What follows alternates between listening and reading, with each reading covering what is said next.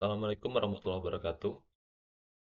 Kenalkan, nama saya Muhammad Daffa Muzaki dengan NIM 2201754. Pada video kali ini saya akan mempresentasikan materi pengantar mengenai ethical hacking. Apa itu ethical hacking? Ethical hacking adalah proses di mana seorang profesional keamanan cyber atau disebut sebagai ethical hacker menguji sistem komputer jaringan atau aplikasi dengan cara yang legal dan etis. Tujuan dari proses ini adalah untuk menemukan kelemahan keamanan sebelum penjahat cyber atau black hat hackers menemukannya dan mengeksploitasinya.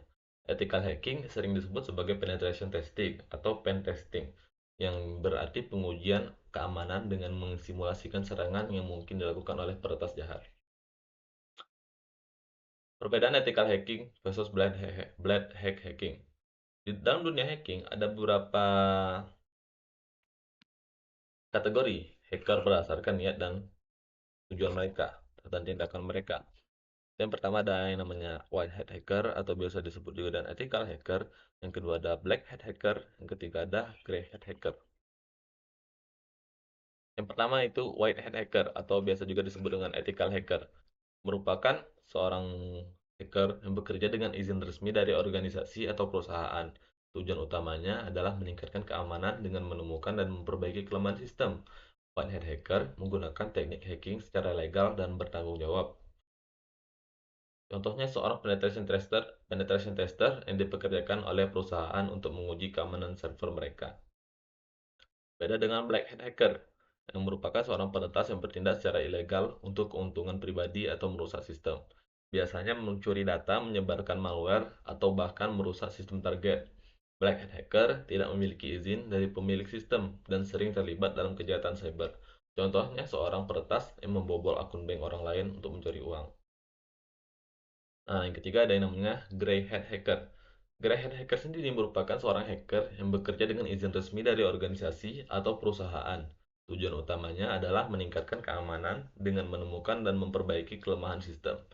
Grey Hat Hacker menggunakan teknik hacking secara legal dan bertanggung jawab. Contohnya itu seorang penetration tester yang dipekerjakan oleh perusahaan untuk menguji keamanan server mereka. Jadi, White Hat Hacker dan Grey Hat Hacker ini letak perbedaannya itu ada dari posisi mereka.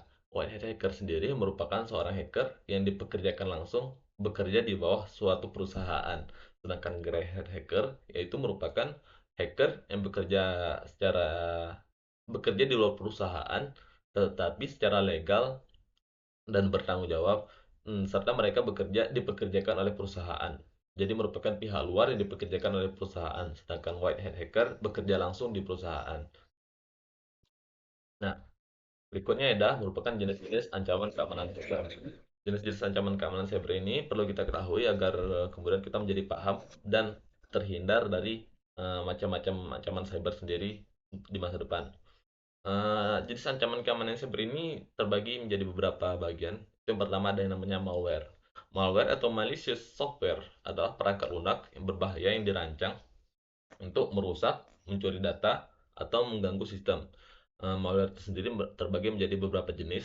Yang pertama ada yang namanya virus, merupakan sebuah program berbahaya yang menempel pada file atau program lain dan menyebar ketika file tersebut dibuka. Yang kedua ada yang namanya worm.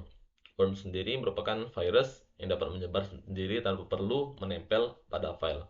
Ada juga namanya Trojan horse, malware yang menyamar sebagai program yang sah tetapi memiliki fungsi tersembunyi untuk mencuri data. Ada juga namanya ransomware, yaitu mengunci atau mengenkripsi data korban dan meminta tebusan untuk mengembalikan data tersebut.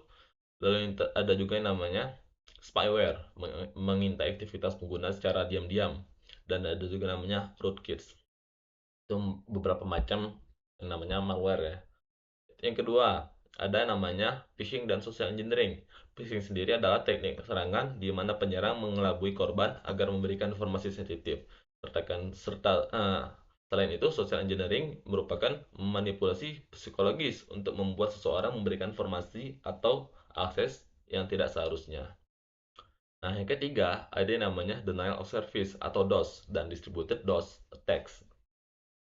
Denial of service sendiri merupakan serangan yang bertujuan untuk membanjiri server atau jaringan lalu lintas dengan yang berlebihan sehingga sistem menjadi lambat atau tidak dapat diakses. Sedangkan DOS attack, serangan Serangan berlebihan juga untuk membuat server lambat, tetapi bedanya komputer yang digunakan untuk menyerang itu sudah dilengkapi dengan malware. Nah, yang keempat ada yang namanya man in the middle atau MITM attack. Serangan ini terjadi ketika peretas menjadak komunikasi antara dua pihak tanpa sepengetahuan mereka. Nah, yang kelima ada yang namanya SQL injection.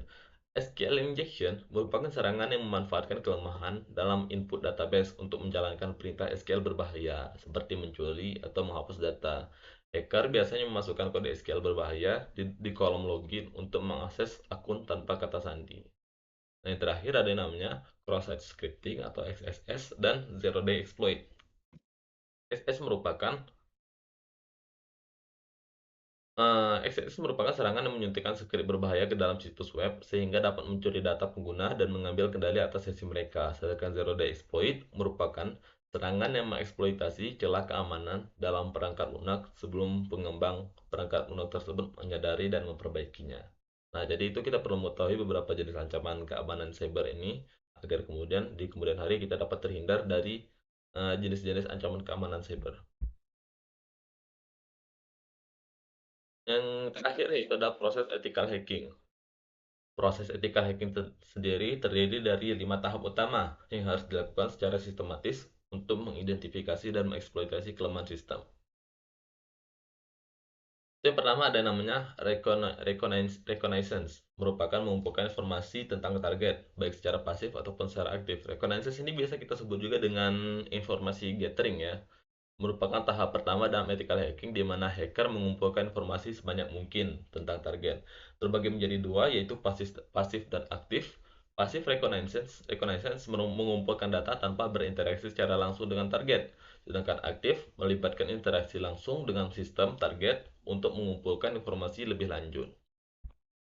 Nah, proses kedua ada yang namanya scanning dan enumeration, menganalisis target untuk menemukan kelemahan.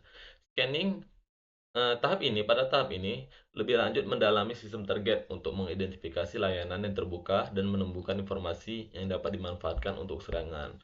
Nah, yang ketiga, proses ketiga itu namanya gaining access, mengeksploitasi kelemahan untuk mendapatkan akses. Di tahap ini, hacker mencoba mendapatkan akses ke sistem dengan mengeksploitasi kelemahan yang ditemukan pada tahap sebelumnya. Teknik yang sering digunakan yaitu biasanya brute force attack, Hydra atau John the Ripper.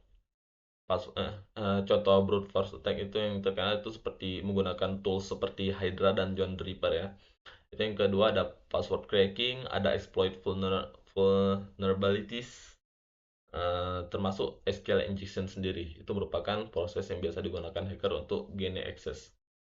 Proses keempat itu namanya maintaining access, memastikan akses tetap tersedia melalui backdoor atau privilege escalation.